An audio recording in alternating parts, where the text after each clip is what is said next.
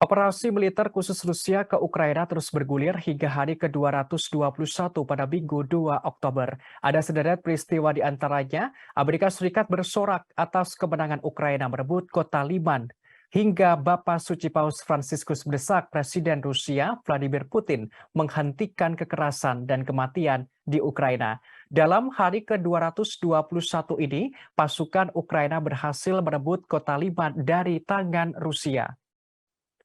Hal ini dicapai setelah melakukan pengepungan di sana pada Sabtu 1 Oktober.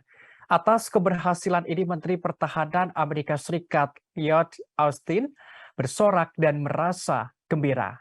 Terlebih, Liman merupakan kota kunci di Donetsk. Diketahui bagi Rusia, kota tersebut sebagai pusat logistik dan transportasi bagi militer musuh. Rusia mengatakan pasukannya telah ditarik dari Liman untuk menghindari dikepung oleh tentara Ukraina. Dalam hari ke-221 ini, pemimpin tertinggi Gereja Katolik, Bapak Suci Paus Fransiskus kembali menyoroti konflik Rusia dan Ukraina. Bapak Suci mengajukan permohonan kepada Presiden Putin untuk menghentikan kekerasan dan kematian di Ukraina. Ia menilai krisis di sana mempertaruhkan eskalasi nuklir dengan konsekuensi global yang tidak terkendali.